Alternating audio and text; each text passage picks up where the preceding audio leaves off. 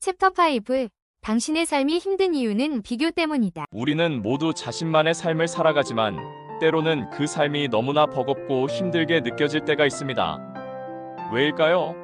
분명 열심히 살고 있고 나름의 성과도 이루고 있는데 왜 만족보다는 공허함이 더 크게 다가올까요? 이 질문에 대한 답은 의외로 간단하면서도 깊은 곳에 숨어 있습니다. 바로 비교 때문입니다. 우리는 끊임없이 자신을 타인과 비교하며 살아가고 있습니다. 친구의 성공, 동료의 승진, 소셜미디어 속 완벽해 보이는 타인의 삶, 이 모든 것이 우리를 둘러싼 거대한 거울이 되어 우리의 모습을 비추고 그 속에서 우리는 스스로를 끊임없이 평가하고 또 비난합니다. 마치 끝없는 경주를 하듯 우리는 타인의 속도에 맞춰 달리려 애쓰고 결국 지쳐 쓰러지곤 합니다. 현대 사회는 비교를 부추기는 환경으로 가득합니다. 소셜미디어 피드는 마치 잘 정돈된 쇼윈도 같습니다. 사람들은 자신의 가장 빛나는 순간만을 전시하고 우리는 그 전시된 완벽함 앞에서 자신의 평범함을 비난하게 됩니다. 저 사람은 저렇게 멋진 곳에서 휴가를 보내는데 나는 왜 이 보잘것없는 일상에 갇혀 있을까? 저 친구는 벌써 내 집 마련에 성공했는데 나는 왜 아직도 월세 신세일까? 이런 질문들은 우리의 마음속에서 독버섯처럼 자라나 만족감과 행복을 좀먹습니다. 우리는 타인의 하이라이트와 자신의 비하인드를 비교하는 어리석음을 범하고 있는 것입니다. 하지만 진실은 그 누구의 삶도 완벽하지 않다는 것입니다. 우리가 보는 것은 빙산의 일각일 뿐, 그 아래에는 각자의 고뇌와 어려움이 숨겨져 있습니다. 비교는 단순히 남을 부러워하는 감정을 넘어섭니다. 그것은 우리의 자존감을 갉아먹고 불안과 우울을 심화시키며 심지어 우리의 잠재력마저 억누릅니다. 우리는 타인의 기준에 맞춰 살아가려 애쓰느라 정작 자신의 진정한 욕망과 목표를 잊어버리곤 합니다. 내가 정말 원하는 것은 무엇인가? 이 질문에 답하기보다 남들이 보기에 좋은 삶은 무엇인가?에 더 집중하게 되는 것입니다. 이렇게 우리의 삶은 타인의 시선에 의해 좌우되고 우리는 스스로의 주인이 아닌 타인의 그림자를 쫓는 존재가 되어갑니다. 이 얼마나 안타까운 일입니까? 당신은 그 누구의 그림자도 될 필요가 없는 그 자체로 빛나는 존재인데 말입니다. 한번 상상해보세요.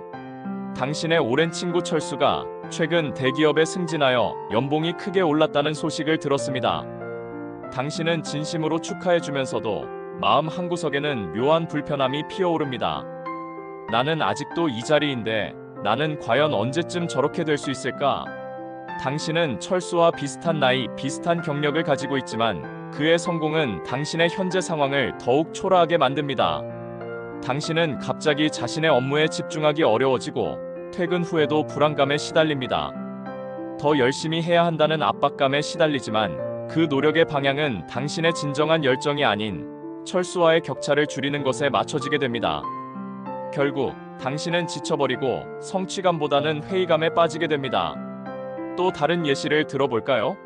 소셜미디어에서 완벽한 몸매와 명품으로 치장한 지인의 사진을 보게 됩니다. 햇살 가득한 고급 레스토랑에서 브런치를 즐기는 모습, 해외 휴양지에서 여유를 만끽하는 사진들, 당신은 순간적으로 자신의 모습과 비교하게 됩니다. 나는 오늘도 인스턴트 식품으로 끼니를 때웠는데 나는 언제쯤 저런 삶을 살 수 있을까? 거울 앞에 선 당신은 자신의 몸매에 불만을 느끼고 옷장 속 평범한 옷들이 초라하게 느껴집니다. 자신도 모르게 다이어트를 시작하고 필요하지도 않은 물건들을 구매하며 타인의 삶을 흉내내려고 애씁니다. 하지만 그 노력은 진정한 행복으로 이어지지 못하고 오히려 끝없는 결핍감과 자괴감만을 남깁니다. 타인의 삶을 흉내내는 것은 결국 스스로를 잃어버리는 길입니다. 이러한 비교의 덫에서 벗어나기 위한 첫걸음은 바로 인식입니다. 당신이 언제 누구와 무엇을 비교하고 있는지 스스로 알아차리는 것입니다. 소셜미디어를 스크롤하다가 갑자기 기분이 나빠지거나 친구의 성공 소식에 마음이 불편해지는 순간을 포착하세요. 그 순간 잠시 멈추고 스스로에게 물어보세요. 나는 지금 무엇을 느끼고 있는가? 이 감정의 원인은 무엇인가? 이 질문은 당신을 비교의 자동적인 반응에서 벗어나게 하고 상황을 객관적으로 바라볼 수 있는 기회를 제공합니다. 인식은 변화의 시작입니다. 당신이 비교의 함정에 빠져 있음을 인지하는 것만으로도 이미 절반의 성공을 거둔 것입니다. 두 번째 단계는 감사입니다. 당신이 가진 것에 집중하는 연습을 시작하세요. 거창한 것이 아니어도 좋습니다. 따뜻한 잠자리, 맛있는 식사, 사랑하는 가족과 친구들, 심지어 오늘 아침 마신 따뜻한 커피 한 잔까지 매일 아침 눈을 뜨면서 세 가지 감사할 일을 떠올려 보세요. 작은 것들에서부터 감사를 느끼는 습관은 당신의 시선을 결핍에서 풍요로움으로 옮겨 놓을 것입니다. 타인의 것을 부러워하기보다 당신의 삶에 이미 존재하는 소중한 것들을 발견하고 음미하는 시간을 가지세요. 감사는 비교가 가져오는 공허함을 채워줄 강력한 해독제입니다. 당신이 가진 것들이 얼마나 소중하고 아름다운지 깨닫는 순간 타인의 삶은 더 이상 당신의 행복을 좌우하지 못할 것입니다. 세 번째는 자신만의 속도와 가치를 존중하는 것입니다. 우리는 모두 다른 출발점에서 시작하여 다른 속도로 다른 길을 걷고 있습니다. 당신의 삶은 그 누구의 삶과도 비교할 수 없는 고유한 여정입니다. 사회가 제시하는 성공의 기준, 타인이 이루어낸 성과에 얽매이지 마세요. 당신에게 진정으로 중요한 가치는 무엇인가요? 무엇이 당신의 마음을 뛰게 하고 무엇이 당신에게 진정한 만족감을 주나요? 당신만의 성공 기준을 세우고 그 기준에 따라 당신의 삶을 설계하고 나아가세요. 당신의 가치관과 목표에 집중할 때 타인의 시선은 더 이상 중요하지 않게 됩니다. 당신은 당신의 삶의 유일한 설계자이자 건축가입니다. 네 번째는 불완전함을 포용하는 것입니다. 완벽주의는 비교의 또 다른 얼굴입니다. 우리는 완벽해야 한다는 강박에 시달리며 스스로의 부족함을 끊임없이 채찍질합니다. 하지만 인간은 본질적으로 불완전한 존재입니다. 실수하고 넘어지고 때로는 실패하는 것이 당연합니다. 당신의 약점과 단점마저도 당신을 구성하는 소중한 일부입니다. 그 불완전함을 부끄러워하거나 숨기려 하지 마세요. 오히려 그것을 인정하고 포용할 때 당신은 진정한 자유를 얻을 수 있습니다. 완벽하지 않아도 괜찮습니다. 그 불완전함 속에서 당신만의 아름다움과 성장 가능성을 발견할 수 있습니다. 당신은 그 자체로 충분히 멋지고 의미 있는 존재입니다. 마지막으로 성장을 위한 영감과 파괴적인 비교를 구분하는 지혜를 가지세요.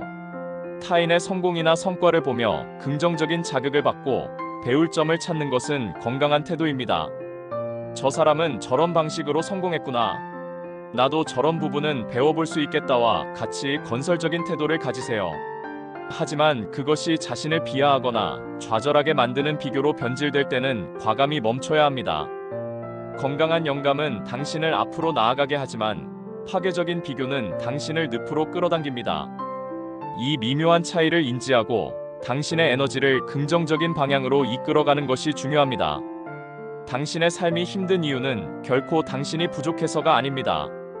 단지 당신이 스스로를 불필요한 비교에 덫에 가두고 있었기 때문입니다. 이제 그 덫에서 벗어나 자유로워질 시간입니다. 타인의 시선에서 벗어나 당신의 내면의 소리에 귀 기울이세요. 당신만의 속도로 당신만의 길을 걸어가세요. 당신은 그 자체로 충분하며 당신의 삶은 그 자체로 소중하고 아름답습니다. 비교의 짐을 내려놓는 순간 당신의 삶은 비로소 진정한 빛을 발할 것입니다. 당신의 행복은 타인의 삶에 달려있는 것이 아니라 당신 스스로의 마음에 달려있음을 기억하세요. 당신은 충분히 강하고 충분히 가치 있는 존재입니다. 지금 이 순간부터 당신의 삶을 온전히 당신의 것으로 만드세요. 당신의 빛나는 여정을 응원합니다. 시청해주셔서 감사합니다.